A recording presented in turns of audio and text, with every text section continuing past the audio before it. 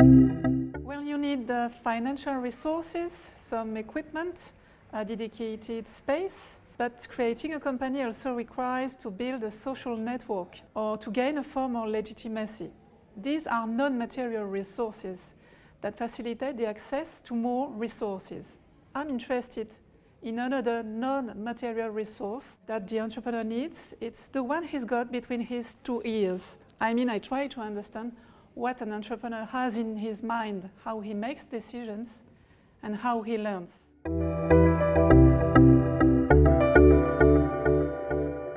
For instance, my doctoral thesis addressed this question. If you ask an entrepreneur about what he has in mind, he will answer, well, I'm setting up a company. But in fact, is he yet visualizing a company or having a rather vague image of it? What does he mean by the word company? In a scientific language, this image is called a mental representation.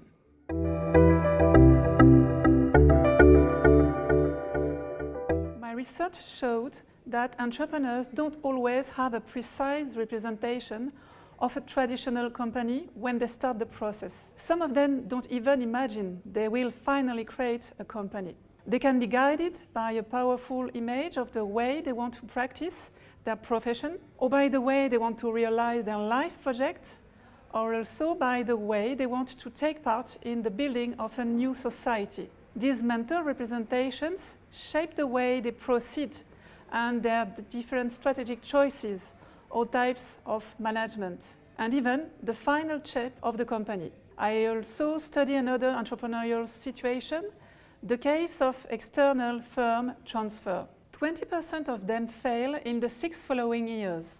One of the reasons is the psychological dimension of the transfer, and not many researchers have studied it. I showed in my article on the specific difficulties of external firms transfer that using the mental representation allows to understand what is happening during this complex process.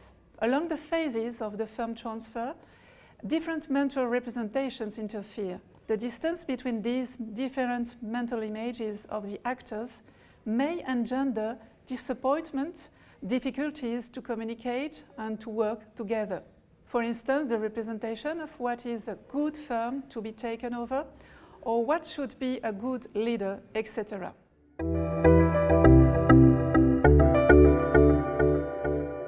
Imagination can also be considered as an immaterial resource for the entrepreneur.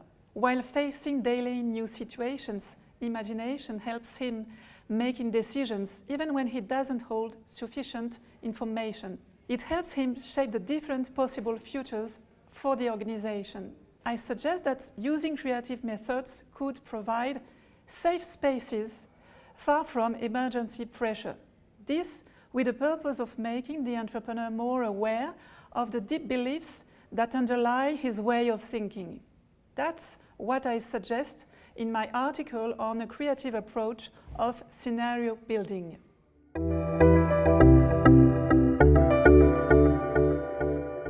Education is fundamental. Nowadays, most pupils or students have the opportunity to follow entrepreneurial programs in the form of project management, pitch competitions, business planning. But we do not know much about the real efficiency of these programs. How can we appreciate their impact? One of my recent projects is conducted in relation with Entrepreneurship 360, a European and OECD program. With my colleagues, we think that in order to understand entrepreneurial education, it's important to take into account more than the relation between a teacher and his pupils in a classroom. For this purpose, we analyzed 9 best cases of entrepreneurial programs in different European countries with interviews of 11 types of actors, among which teachers, directors, parents, pupils, companies, etc.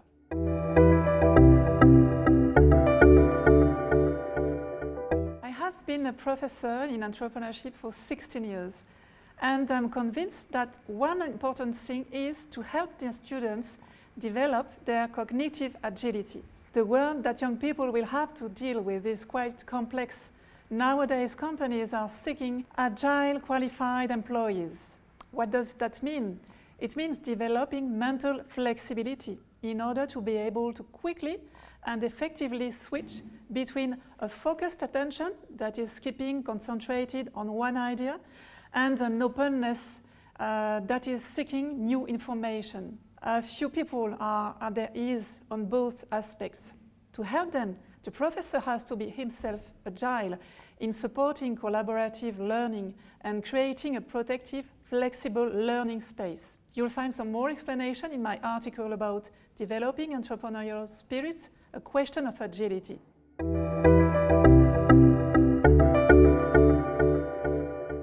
So my last word is, let's be imaginative and work on our mental agility.